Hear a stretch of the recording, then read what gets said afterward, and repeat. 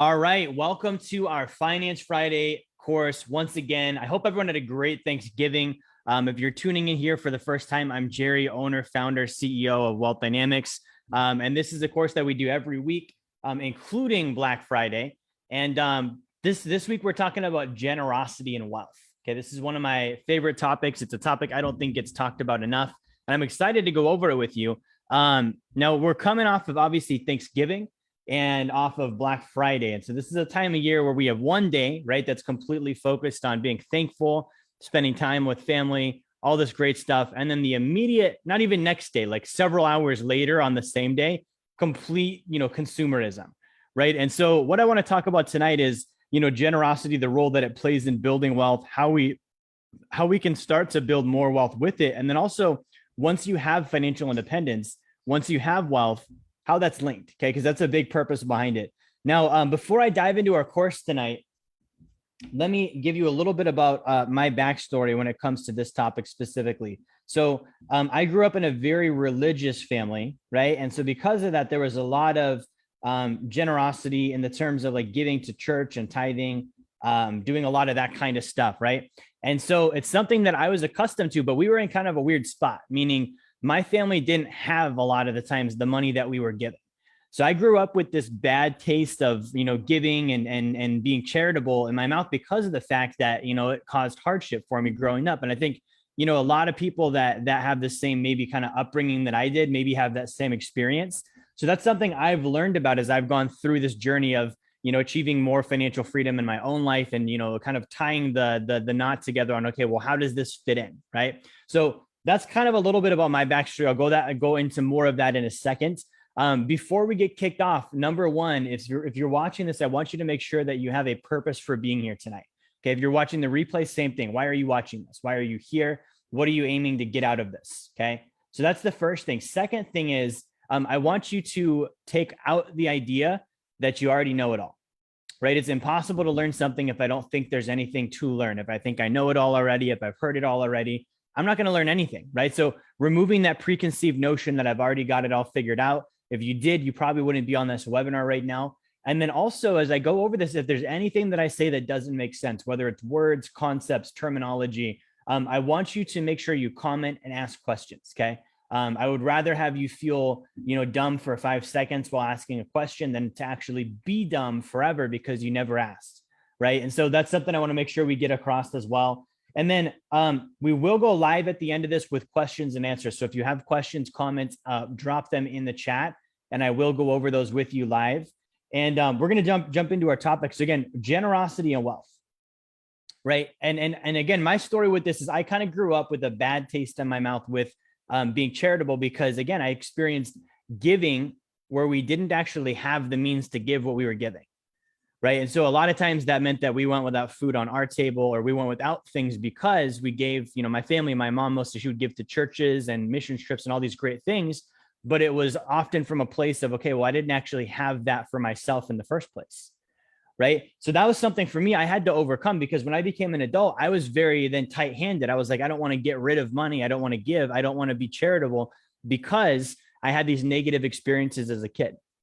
Okay, if you can relate to that, let me know in the comments if you had that experience of, okay, whether you've done it yourself where you were like, I gave when I really didn't have it in me, or maybe you experienced that as a byproduct of a family member or a parent or a friend or whoever doing the same thing. Right now, giving is awesome. Okay, and that's something I can say now, several years after, as I've started experiencing it for myself in a new unit of time. Right, and so as we're talking about this wealth thing, we talk about wealth means what? Abundance and prosperity, right? In all areas of life, all areas, right? And so that would actually include the area of giving, right? One of the reasons why we would give is because we have such financial abundance that we don't need it, right? Like we're overflowing with what our cover, for bills and rent and all this other stuff we might pay for in our lives. That's taken care of by passive income. That's taken care of by our assets. That's taken care of by the things that we've put together as we go up this blueprint to financial freedom. Right. And so when we're giving, like, part of it at the end towards that point of financial independence is, okay, well, anything beyond this number, I don't really need. I can reinvest it, I can give it, and I have a lot of freedom to do that. Right. But I want you to realize that that is one of the end purposes. And that was a mindset shift that I had to make was, okay, well, when I become wealthy, that's part of it.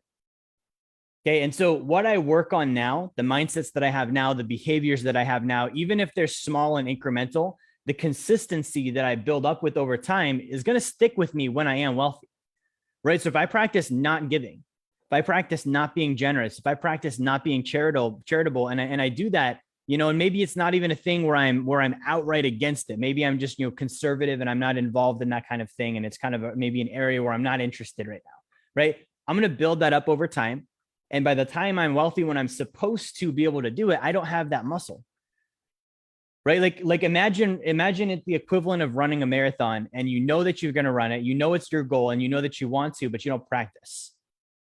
And so you don't even take it bit by bit, step by step, right? A smart person would take it, tiny little bit here, a tiny little bit there. They'd increase it over time. Finally, they're up to the point where they're like, okay, I'm ready to run a marathon because I've practiced and I've trained myself to be able to endure and do those things, right? If I'm not doing that with generosity, when it becomes time where I could write $1 million check and really change lives, I'm not going to have the muscle to do it. Because I'm not used to $100,000 check or even a $10,000 check or even $1,000 check, or sometimes not even $100.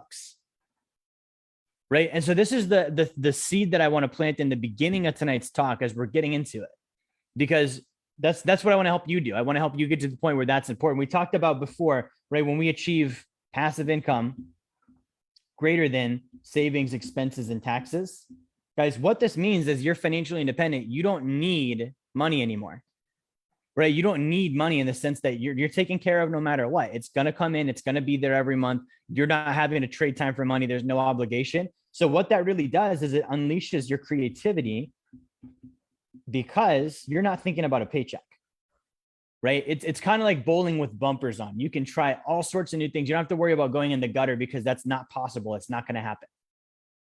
Right. And so you can be more creative, you can be more risky, you can do things you might not otherwise do, because when we're not financially independent, for every dollar that we're not there, we're selfish. Meaning we're focused on, and there's nothing wrong with it. I do need to take care of myself, right? But we're focused on me every time. Okay. Every time I spend $1, I'm thinking about, well, what could I have done with that dollar? Every time I'm approached with the opportunity of giving, I'm then thinking about, okay, well, I want to give to them, but then I don't have, and I can't do this and this and this and this. Right. So that basically goes away. When you're financially independent, you have the creativity unleashed to be able to do this kind of stuff. Right. And so at that point, my hope is that you have purpose behind this, the reason why you want to be financially independent. And that reason is attached to a higher purpose, usually related to, whether it's religious or spiritual, or, maybe it's a humanity or a mankind thing where you're trying to make the world a better place. I think that's ultimately the goal. Because if we think about this, if I'm, for me, I'm 29 right now. Let's say I'm going to live till I'm 100 and I'm going to become financially independent right here, right? This is a big chunk of time for me. Even if you're 50, that's still 50 years away. If you're 70, that's still 20 years away. That's a long time, right? Sure, time goes by fast, but if you think about it, for me, that's 70 years, basically. 70 years. Am I really just going to go to the beach every day for 70 years? Am I really just going to fly around and go on vacations and eat good food and relax every day for 70 years? No, I need to have a purpose, right? Because if I don't, this is not going to be 100. This is going to be like, I think the average American age is like 75. It might even be less than that if I really do just kick my boots up and retire. Same thing for you. You have to have that purpose because that carries you along further, right? There's now necessity to stay alive. So that creativity factor is there, right? Now, if you're not trying to trade time for money, where it's not a job, you don't have to show up and punch the clock, and the money thing is no longer, no longer an issue. It's no longer an obligation. I think the most motivating thing is helping people at that point, right? You're taking care of, you're going to be able to try everything, do everything. You're going to be able to do what I call treating money like oxygen. I don't think about it. It's just abundant and it's there. Right. So at that point, it's probably not as motivating as it was to invest. It's probably not as motivating as it was to save money, because it's like, okay, great. What am I saving it for? Right. So I can do the same thing I did yesterday. I need to have something else. So I'm telling you all this ahead of time, because what can happen and what does happen is you get to this point of great, I'm financially independent, but now I'm wealthy and idle, right? And we hear all about this in the newspapers with celebrities, wealthy people that get there, and then it's like, okay, great. Well, there's no longer a game. There's no longer problems. There's no longer challenges, and so life becomes too easy. And then that's where people start getting in trouble. They start getting into drugs and alcohol and bad relationships, bad decisions. They start getting diseases. They start getting everything that could get wrong with them because they just start pulling that stuff in since there's not a bigger game. So I'm here tonight to tell you the bigger game is generosity. Right?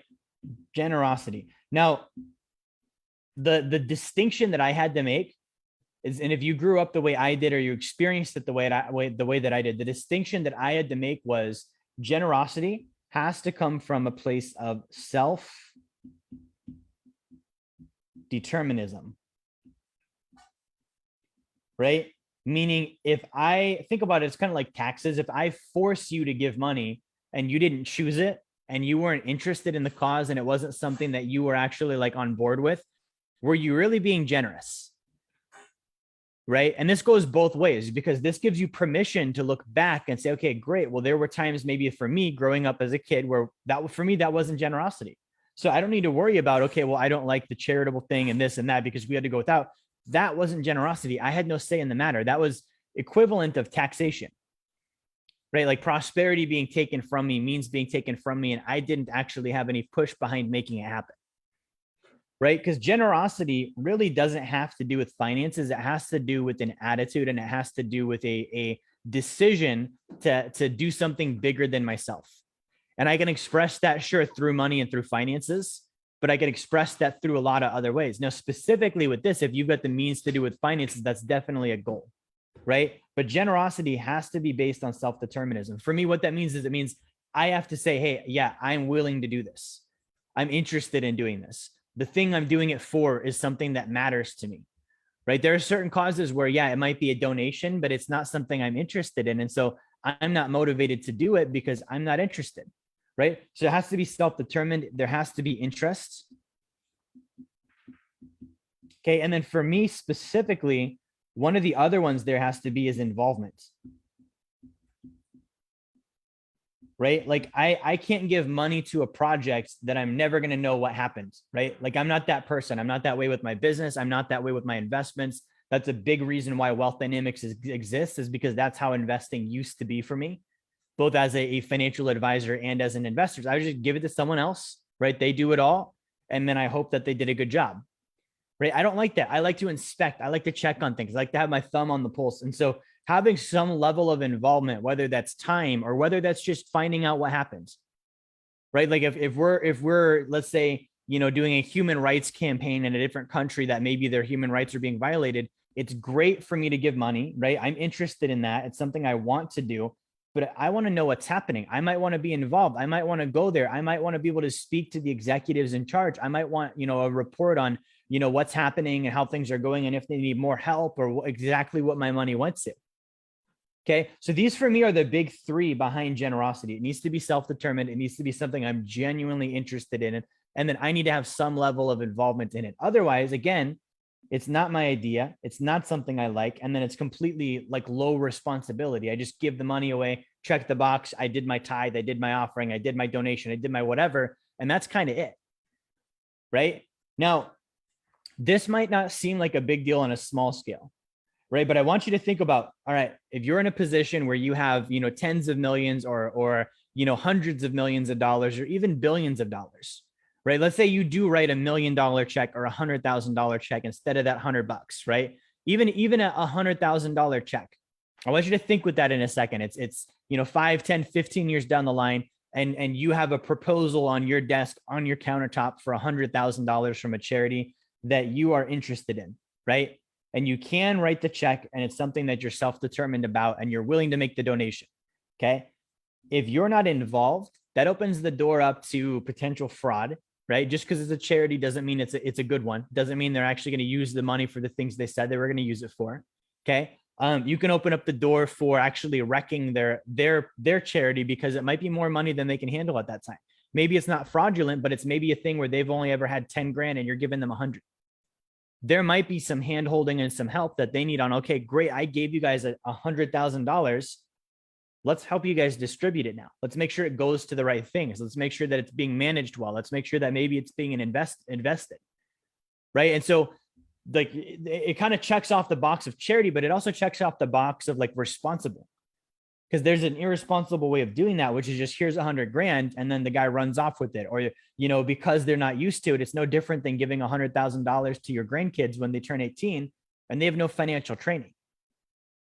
Okay, so this all takes a lot of planning and it takes a lot of thought ahead of time.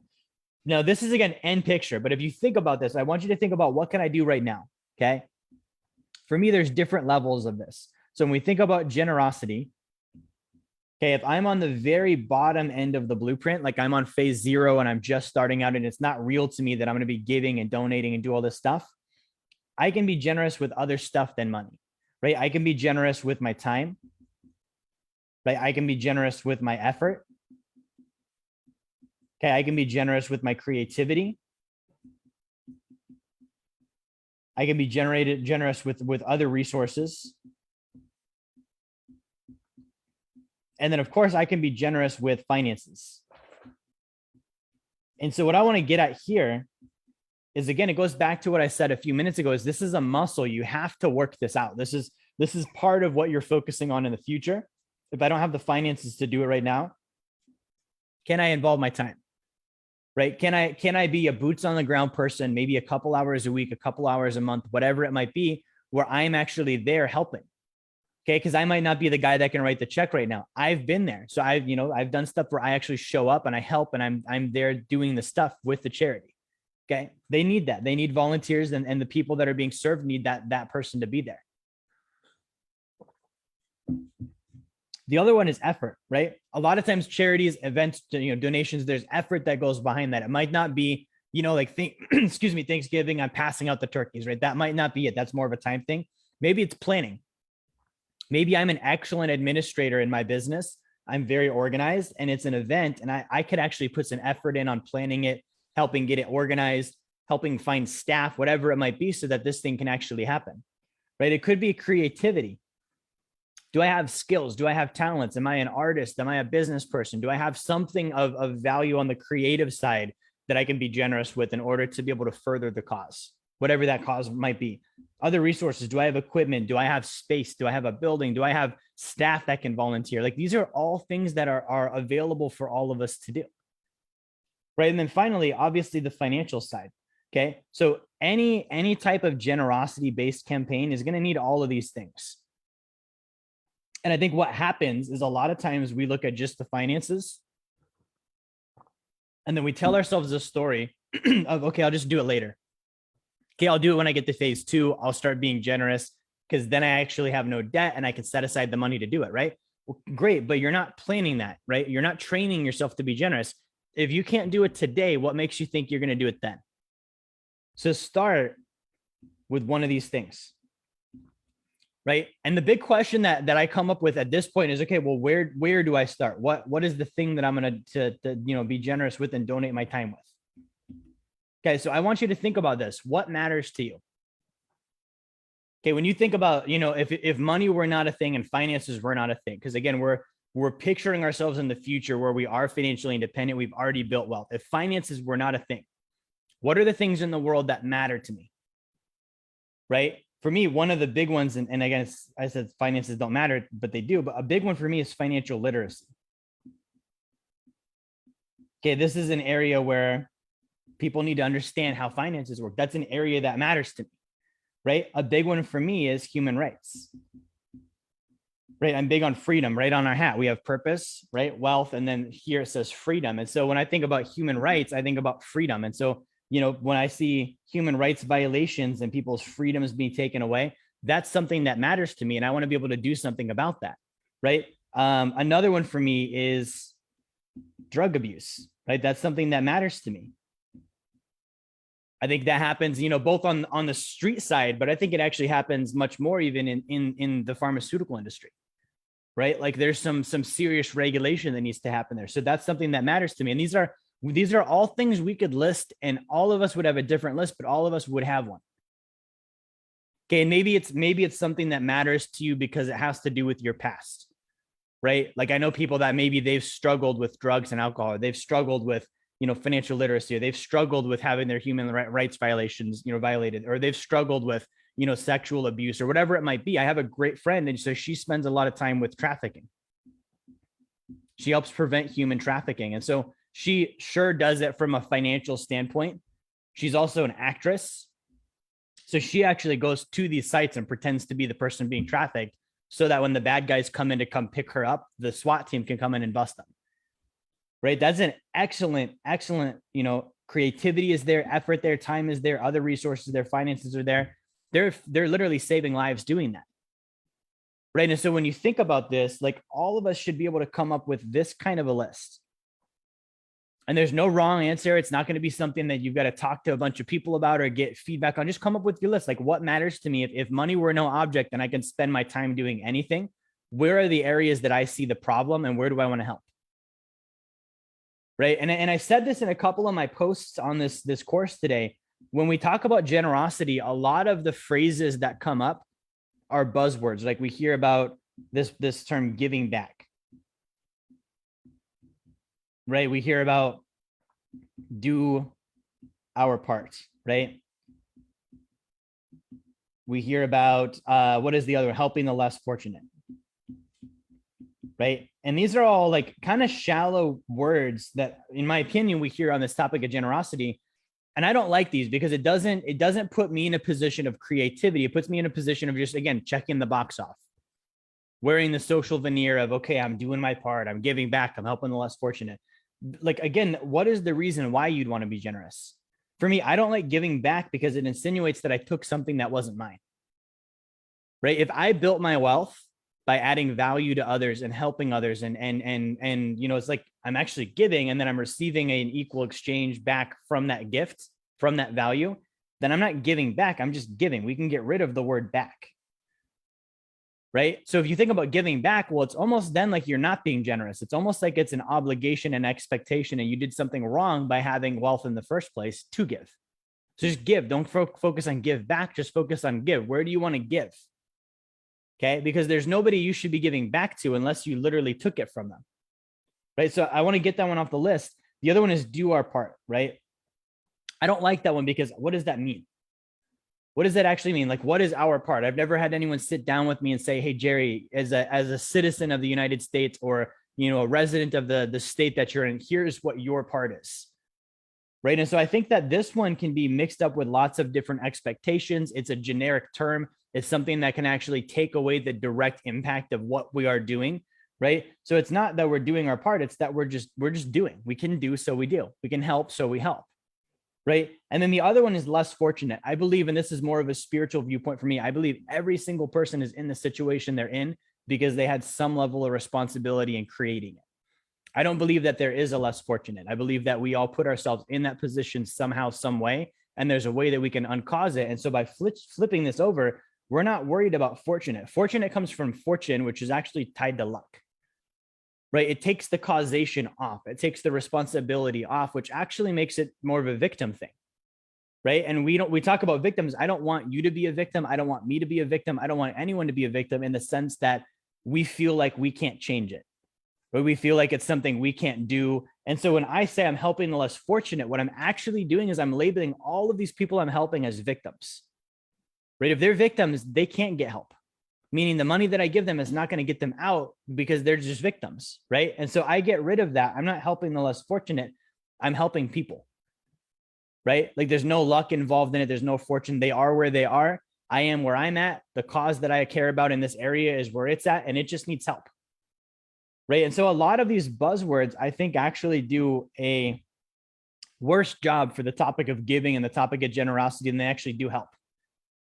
Right. So those are ones, like, for me, I had to overcome that barrier because I never liked the giving back thing. I never liked the do your part thing. I never liked the less fortunate thing. I grew up as one of the people that was less fortunate. Right. I grew up as a food bank kid. You guys have heard my story. Homeless several times. Parents got divorced.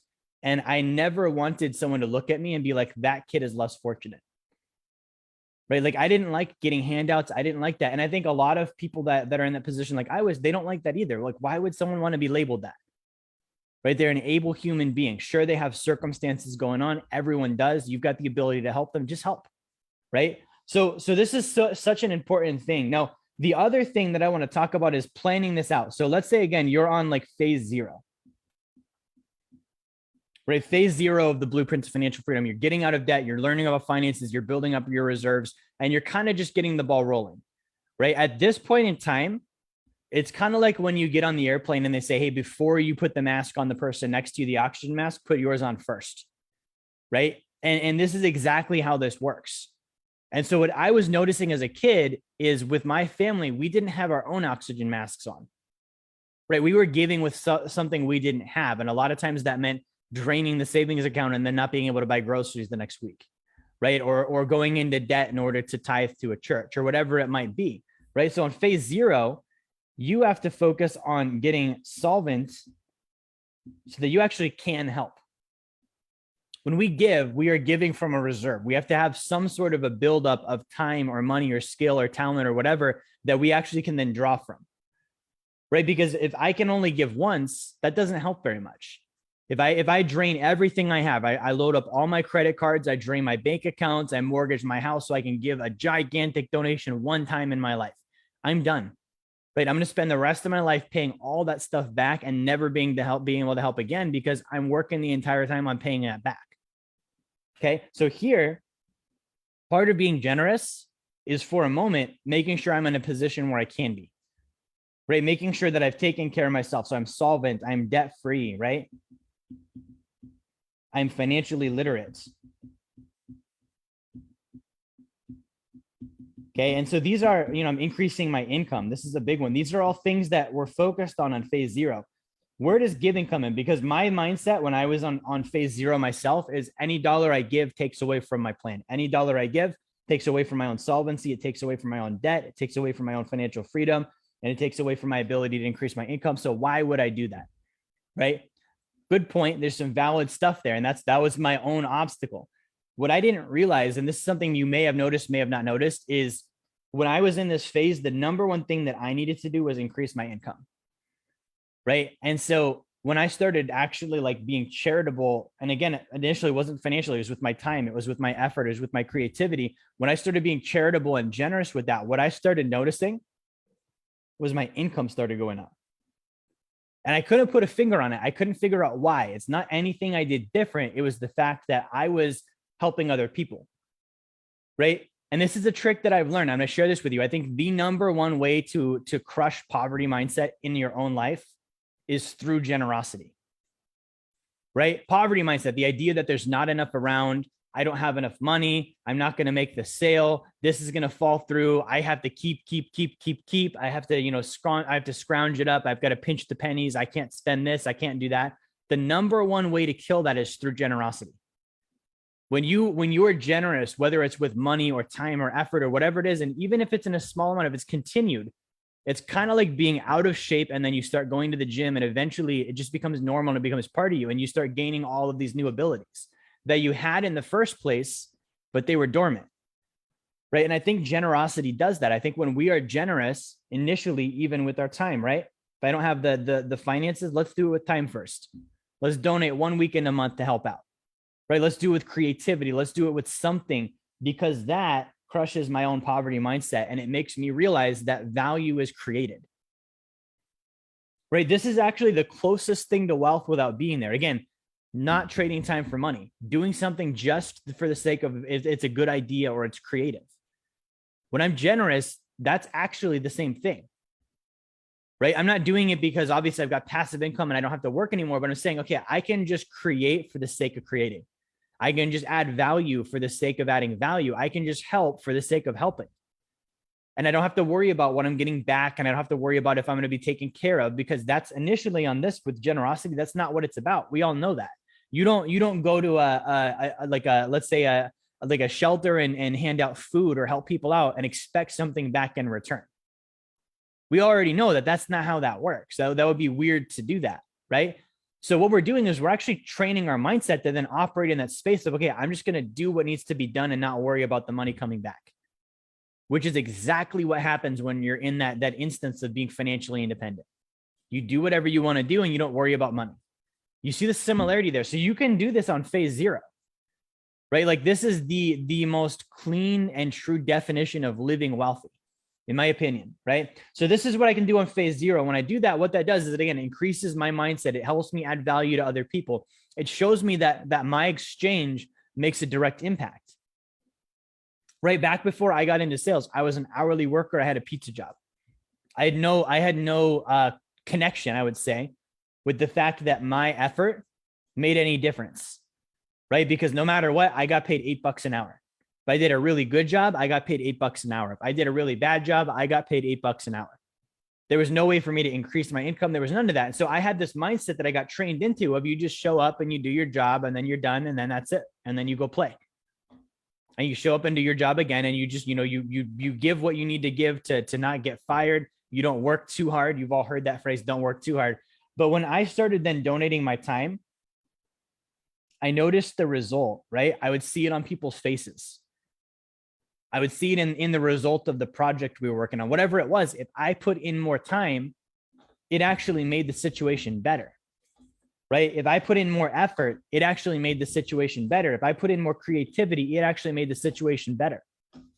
If I brought more to the table, like for example, we were in Anchorage. When I lived in Anchorage, we were doing Operation Reborn with the homeless community there, right? When I was really on my A game, I could see it on the faces of the people that we were helping, right? Because anyone can stand in line and put some food on a plate and help someone sit down to get a haircut and tell them, here's how you get a job. But when you bring like your A game level enthusiasm and time and effort and creativity into it, you see a direct correlation to that. And then that's, for me, way back in the day when I started doing that, that's when I realized, okay, my efforts actually do have an effect in the world around me. And it might not show up right now in my paycheck, but what if it could?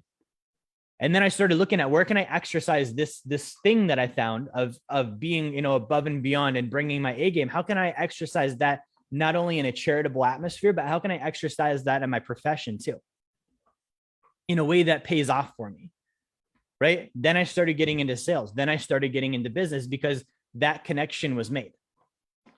So I think it rewires our brains. Now, once we get into the position of, okay, we're on our let's say phase 2. As an example, you definitely in phase 2 can start doing, you can still do time. You can still, put effort into being generous. You can still do all the other things we talked about. But in phase 2, you've got no debt. You've got 6 months of cash. You've got 6 months of credit, right? We're starting to work on reducing taxes. Like you're keeping a lot more of your money because we got rid of all the things that's taking your money, right? At this point, your oxygen mask is definitely on. Like you are taken care of. You're on the airplane, you sit down, you got your mask on, you see the person next to you, they're not wearing theirs. Now you actually can help.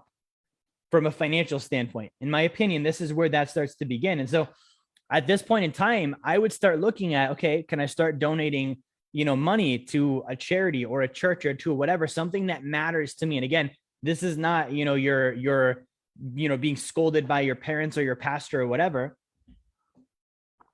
This is you going back to this list and saying, where can I help? Right? Where is the world not doing well right now? Where is my community not doing well right now? Where can I help? Where can I bring the most value? And you've already probably been doing the time thing, and now we can start doing the money thing.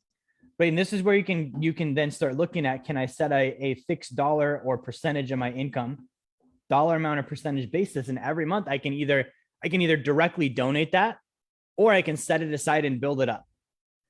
Right? I would say initially direct donation. Right. And the reason why is when you build it up, it's too easy not to do it. It's too easy to then spend it on something else or forget about it or whatever. If you're every month, right? Every month I write this check and I send it out. Right. Now, if you're doing the direct donation, it's important. We're going to go back to this point.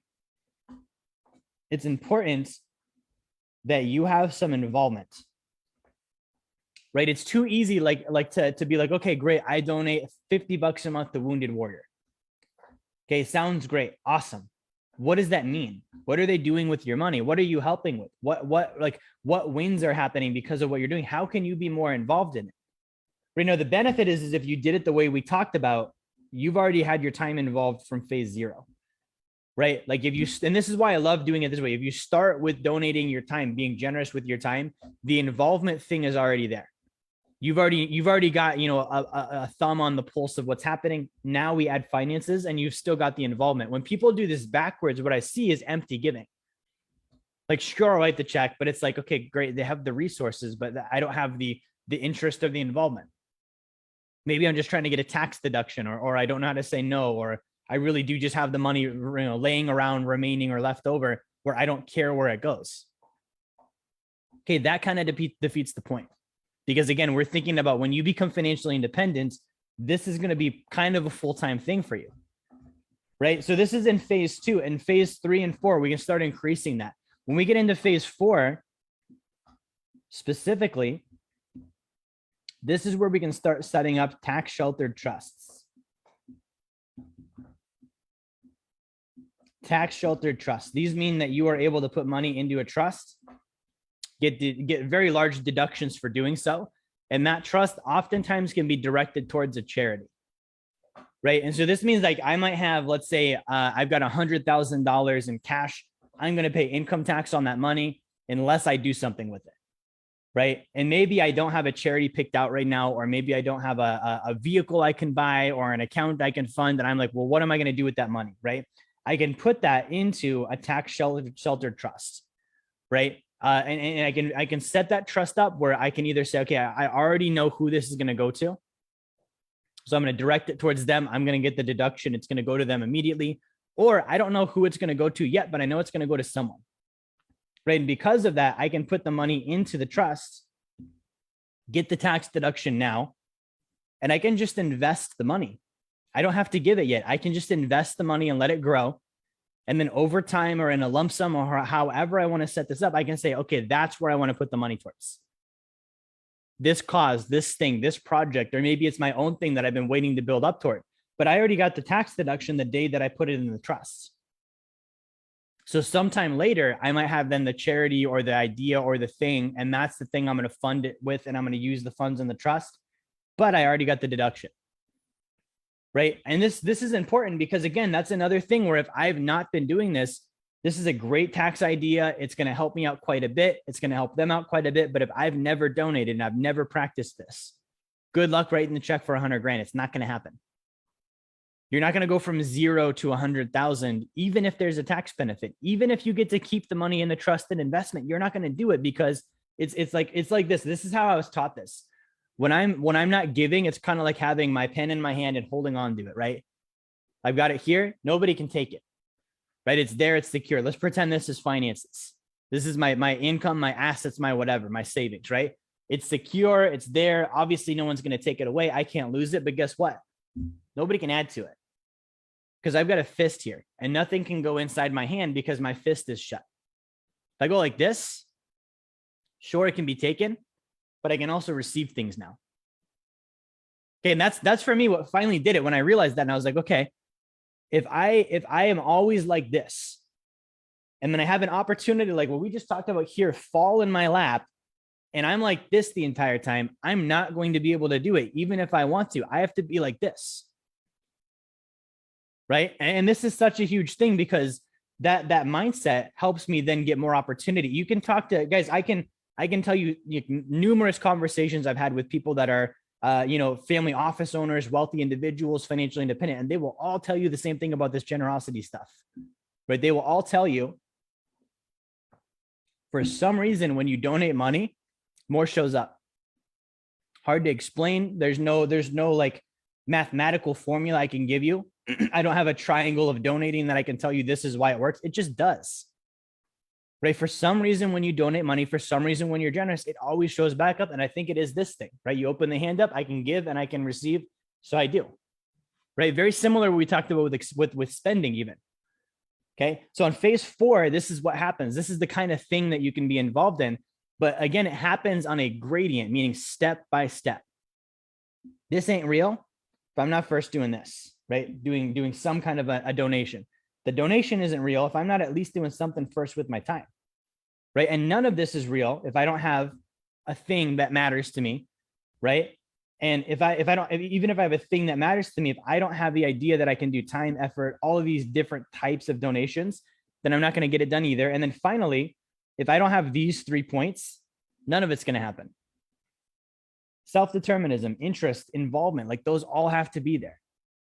Right now, when we get to the very end of this, okay, we're going to say when we are past financial independence.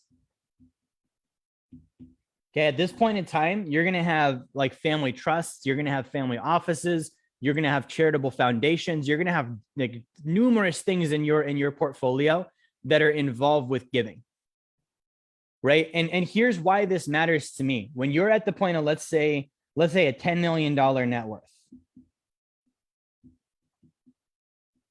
For most of us, we will never run out of this. Right? This will go passed on to our kids, our grandkids. We can keep this going, right? So a couple aspects that I think about here. Number one is if I only need, let's say 2 of this, right? I've got $8 million left over that I don't need. When I say only 2 of it, I mean, if I invest $2 million and I earn a 12% return and it pays me 20 grand a month, I'm pretty good. Right? Like I don't have a bunch of debt. I don't have a bunch of overhead. That's enough money for me to be able to comfortably live on and pretty much do whatever I want to do within the realm of what I want to do and where I want to do it. Right? So I've got $8 million and I can start then looking at, all right, we have money, right? But what is more important than money in terms of like getting stuff done in this world? Influence, right? Influence, the ability to influence an idea or a cause. Right now, this happens with only the bad guys, right? If you start looking around at, okay, well, who is pulling the cords on, the wars that we get into, or the pandemics that happen, or the supply chain shortages that happen, or a lot of the stuff that's happening today, it's people that have a lot of money. And because of that, they use it for influence. They give their money to causes that matter to them. The causes that matter to them are not good causes. Therefore, they're able to influence the media and the politicians and the doctors and the pharmaceutical companies and the banks and Wall Street and all of these guys because they have these 2 things, right? Well, if you have $8 million lying around, sure, you're not George Soros, Bill Gates, Warren Buffett, any of these guys, but you can do something. You actually have the opportunity for influence. And guess what? We probably are at that point, several other Wealth Dynamics clients and families that have the same thing. And we can start having more of the money and more of the influence in the hands of people that are going to make right decisions, that are going to help other people, that aren't in it for their own weird thing. I think it's actually Bill Gates even, like he wants to be able to block the sun. Like, why? That doesn't make any sense. There was another guy, I think it's the Nestle guy. He wants to be able to own the water. Right? These are not good things. Like, why would any one person need to own all the water reserves? That's not like nothing. That's pinky in the brain stuff, guys. Like that's something we should be worried about, right? And I can go on Facebook and share negative stuff all the time and post about why it's so evil, and I can watch conspiracy theory videos. None of that will ever help. You know what will? This I can get a meeting with a politician. I can get a news interview. I can get an article written. I can hire an investigator. I can put a team together to help. I can do so many things at that point. Right. And so this is something that I want you thinking about, because you're able to then influence the causes that matter. It means that those causes can change the world and it can improve the scene that's around us. And it's evidenced by people are doing just that. When I was in Los Angeles in 2020, there was a homeless guy that was lighting fireworks off like every hour. Right. And it was in like an obnoxious sense, like at buildings, at people. And he was kind of instigating. There's a lot of rioting going on. It was in summer of 2020. He was kind of instigating that situation. So first, I'm thinking, hey, how does a homeless guy get fireworks? Like that doesn't make sense, right? It's not like he has an income and a job. He is a homeless guy on the street. So at the hotel I was staying at, one of the staff members actually asked him, like, what are you doing? And he said, somebody offered, they said, if we're going to drop a bunch of fireworks off, if you light them, we'll pay you. At the end of the day, we'll pay you for every firework you light off. Right. And those were people that were trying to instigate more riots. Okay, this person had money and they had influence. They had the ability to pay that guy to do that. It wasn't a good thing. It wasn't helping anybody. It wasn't positive. It wasn't anything any of us would aspire to. But he could do it because of these 2 things.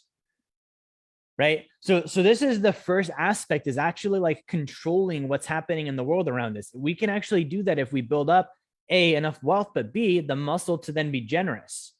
Knowing, number one, I'm actually like doing something that's going to help. I'm improving the world around me. And then B, because of that, I'm able to create and bring back more income. I've already got my own financial independence. I'm going to be taken care of. Because I can't tell you how many people that have this and they're standing around like this, right? They're never going to give. They're never going to donate. They're afraid they're going to lose it. And because of that, they're never going to make a difference with the finances that they have and the assets that they have. Okay. Second aspect of this, right? Let's say you get your 10 million bucks built up. This is growing, let's say at 12%.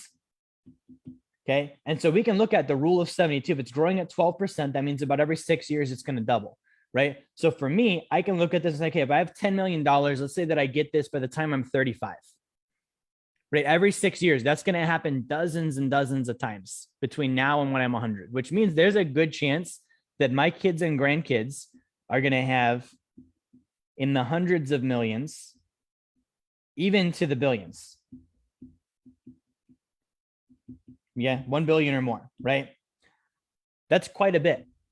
That's more than one generation needs. That's going to be able to go on and on and on and on, right? So what that means is my kids aren't probably going to have to work jobs. My grandkids are probably not going to have to work jobs. Okay, but the thing that would upset me more than anything, that would have me rolling around in my grave, is if they were trust fund brats and they were unproductive members of society and they were causing problems and they were funding it with the assets that I built. Right? The way that I change this is by having a culture of generosity in my family, by having a culture of we help people. This is not just for us to live on and be brats, right? Sure, we get to have a good lifestyle, we get to do this and we get to do that. But if I instill this now while I'm alive, that we're a generous family and we help other people and we have causes and purposes bigger than ourselves, and that's why we have wealth, and I pass that down the line, and that's enforced in basic things. If I go back to phase 2, this should be enforced in my trust. We got all these assets. Some of it's going to go to this cause. Some of it's going to go to that cause. And that's non-negotiable. And so now I have generations of my family, my kids, my grandkids, my organizations, my employees, people that don't even know me. They just know that I'm the guy in the picture on the wall from 100 years ago, that they're carrying on my generosity, but they're also not squandering my wealth or even just preserving my wealth, like for no reason. Purposeful or purposeless, right? It's something that I want to make sure we have this kind of asset to pull off and this kind of portfolio to grow and build. Great. That's awesome. But there's a purpose and we're helping and we're contributing, and we don't have this continual thing and this continual stereotype of the wealthy kids that inherited all their money from dad or from grandpa. And they just, don't do anything in life except get in trouble and that's it. Right. So there's a lot of layers to this. But it starts with what we talked about at the beginning. It starts with, making a decision that I'm going to be involved in generosity, in charity, in giving, right? That it's a self-determined thing. It's my decision. I'm interested in the things that I'm doing. I'm involved in them. I've got my list of opportunities, causes, whatever it might be that matter to me, right? And then I actually start taking action. If I can't do something with money, I do something with time. I do something with effort until I can do something with money. And as I do that, I start getting bigger and bigger with those amounts and those flows that I'm sending out. More are going to show up. I can't give you again the reason why. It just happens, but it happens. And then as I start getting bigger and bigger amounts, I can start getting organized with it. I can start doing charitable trust. I can start doing a lot of different things that build up to this point of having the money and influence to actually change the world. Right? Because that's one thing I can guarantee. We all had the aspiration to do this as kids. I want to change the world. I want to help. I want to be a fireman. I want to be a policeman. I want to be a this, right? I want to join the military, whatever it was. Some of us did that. Some of us didn't. So that means that even the aspirations that we had, they're not guaranteed. But what I can guarantee is if you have the money, the influence, and then the culture of generosity, that's guaranteed that you can change the world. No question about it. It will happen, and it's something you have full control over. So guys, what I want to do is I want to open this up for questions. If you have any right now, drop them in the chat. If you're on Zoom, put them in the Zoom chat. We'll go live and answer them as well. If you're on Facebook, you can drop them there too. And we're a little bit dry on live listeners. And I think Black Friday and Thanksgiving took some people out of commission. So if you have questions on the replay, you can drop those in the comments as well. All right, let's see what we have on Facebook first. If we have any questions, it's good to see everybody again. If this helped you, share the stream, get it out there. Sean, good to see you. Daniel, good to see you. Dan says that's awesome. I think he's referring to the charitable trusts, and those are awesome. All right, let's see if we have any questions on Zoom tonight.